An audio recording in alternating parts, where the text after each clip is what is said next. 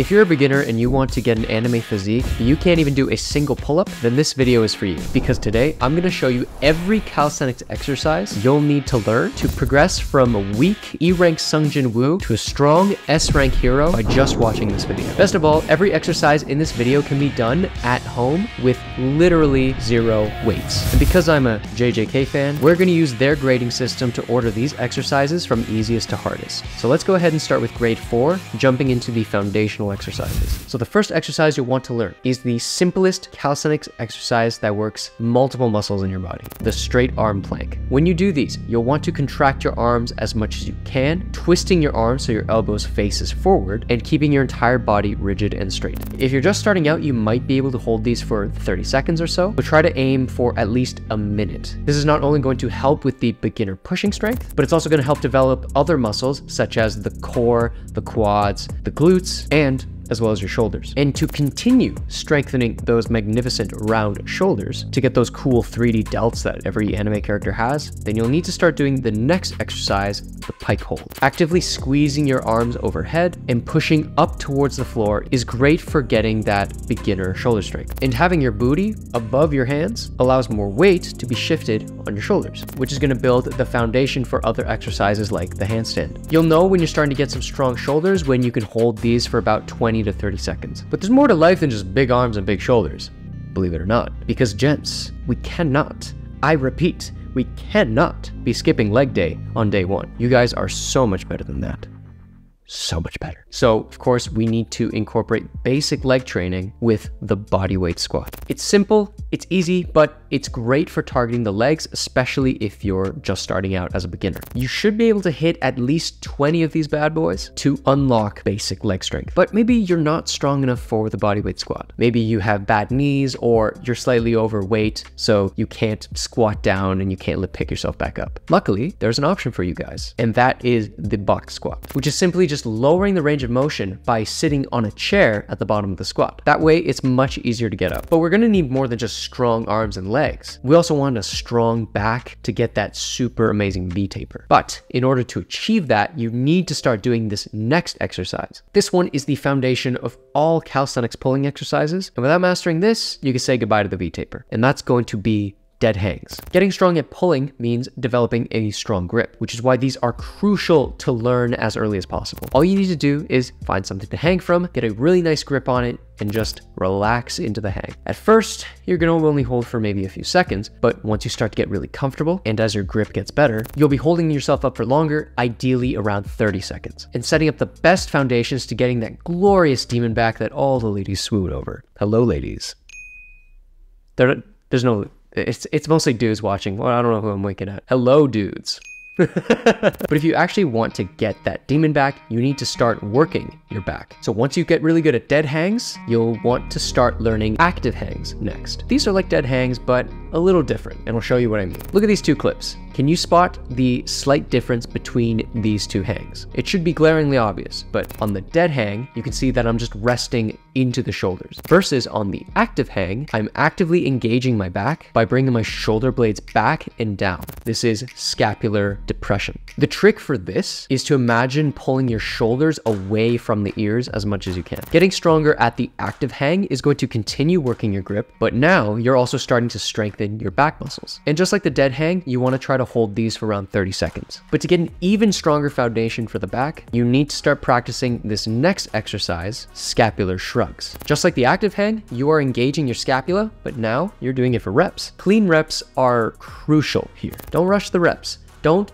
start bobbing up and down like a crazy person. You want these to be as slow and controlled as possible. That way you can get the maximum benefit from this exercise. And only when you can do about 8 to 10 reps of these can you truly say you've mastered the grade 4 exercises. And if you do all of those and get yourself to a comfortable level with these exercises, you're going to be setting yourself up for even more advanced moves in the future. And if you guys are interested in fast tracking your way to those advanced exercises to go from 0 to hero in just a few weeks, then you should definitely check out my program, the Protagonist Method, link in the description. So we covered some very fundamental foundations, some of the teeny tiny little bits that everybody wants What am I doing with my hands? But now is the time to start leveling up and start putting in some real work with the grade 3 exercises. This is the phase where you start to unlock true bodyweight strength and getting that gorgeous V taper and those juicy pecs. Mwah. So after setting up a solid foundation, the next exercise you'll want to learn is incline push-ups. Easier than the regular push-up, but still challenging. And these are great for developing beginner chest strength. But we need to focus on the movement of our scapula if we want to make those chest gains. Focus on bringing your shoulder blades back at the start of the push-up and keeping them back as you go through the movement. Then protracting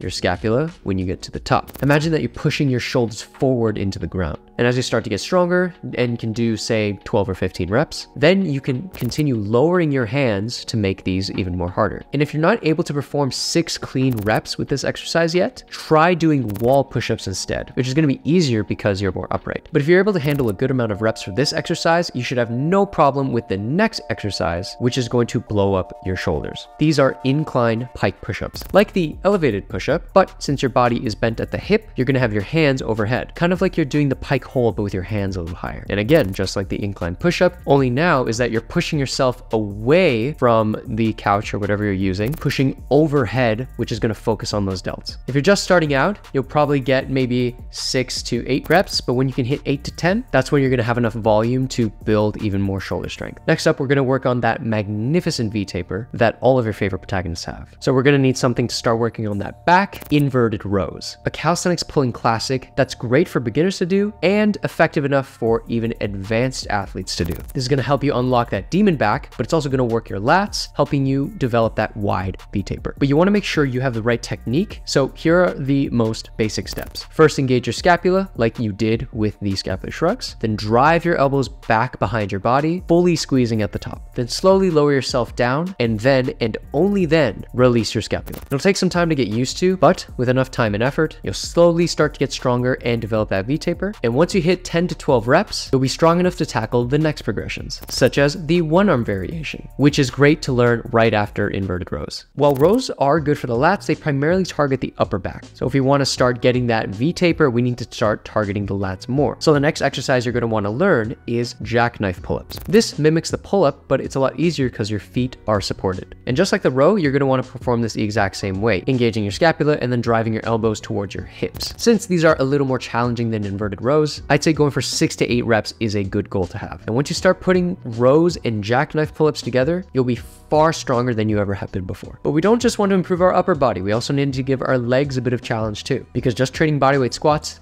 isn't going to cut it. So to make things interesting, we're going to learn lunges next. Working one leg at a time is what's going to make this more challenging and a lot better for growth. You can do these as forward lunges, or if you want to spice it up, you could do these backwards. These I would definitely aim to do 10 to 12 reps per leg. So not only are you getting bigger legs, you're also getting stronger legs. Of course, it wouldn't be an anime physique vid if we didn't talk about the six-pack. In my opinion, one of the best exercises to learn early on is the hollow body hold. With this exercise, it becomes very easy to engage the abs. It helps to grow your six-pack and strengthen the core for the next exercises. Just remember to keep your lower back on the floor at all times to make sure you have proper core engagement. Now, at this point, you're definitely starting to look like an anime character. Your chest is bigger, your back is wider, but if you're really trying to look like Toji Fushiguro or Sungjin Woo or freaking Garo, that beast, we have to take things up a notch and start getting into the grade 2 exercises. These are going to take your gains to a whole new level as we dive into the nitty-gritty of calisthenics training. So the first exercise you are going to learn in grade 2 is the push-up. The freaking push-up. These are your main chest builder. Mastery of this simple exercise requires good technique and a lot of reps, like at least 20 to consider yourself decent in my opinion. But it's all going to be worth it because at the end of it, you are going to have the chest of Nami. And getting really good at push-ups unlocks a whole new variety of pushing exercises, which are going to work different muscles, such as the exercise which helps target the shoulders, pike push-ups. It's the same technique as the elevated pike push-up, going into the pike hold and pressing your body weight overhead. And these are going to be far more effective the slower and more controlled you are with the movement. So practice going nice and steady, get nice and intimate with the push-up, buy some flowers, take it out on a date. muy caliente. And do that for at least 8 reps. And after that, drive the push-ups back home, take them back to your place, settle down, and then start training your legs. Start leveling up those quads with some jumping squats. And these are perfect for grade 2 because they're not hard to learn, but you can always do better by just jumping higher. And if you can comfortably maintain the same amount of force for 15 reps, you are going to get some serious stallion legs, guaranteed. Now, we've done push-ups, we've done squats. So I bet you guys are pretty eager to start learning some pull-ups. Well, hate to burst your bubble, but we're not there yet. The jump from inverted rows to pull-ups is way too much if you're starting from 0. So for grade 2, we need a much easier progression, pull-up negatives. By just training the lower portion of the pull-up, we are going to be strengthening the exact same muscles, but without needing the ability to perform a full pull-up. Just jump up to the bar, scapula engaged, and lower down as slow as you possibly can, controlling the entire movement all the way through. And if you're able to do these 8 times with good form, then you'll definitely be close to unlocking the full pull-up. But to get even stronger and to enhance your physique tenfold, you're going to want to learn these next set of exercises, which are isolation exercises. These are simply movements that work one muscle at a time. To start, learn the bodyweight bicep curl. They're simple, pumps up the arms, and they can be done on rings or any sort of low bar or broomstick and chairs. You know I love the broomstick and chairs. Next up is Sphinx push-ups. These are going to be isolating the triceps, giving you more size. And lastly, I learned bodyweight lateral raises because what anime character has tiny shoulders? Literally none. Going for 10 to 12 reps for each of these exercises is going to be perfect for developing those aesthetic anime arms. Now, if there was one more exercise that I think everybody should learn at this level, it would be the L-sit, a fundamental core exercise that also helps to unlock that six-pack. Just keep your legs straight, raise your legs up at about 90 degrees, and feel your core and hip flexors activating to keep them up. The hanging variation is a lot easier, and it helps to unlock the more challenging exercises in grade 1, which is what we're going to tackle next. When you reach this point of the training, people are just going to wonder who the hell turned off the gravity. You'll be stronger than you were ever before, and at this point, you're going to start to look like the protagonist of your own story. And the first exercise to kick this grade off with a bang is the ultimate pushing exercise, dips. These are going to absolutely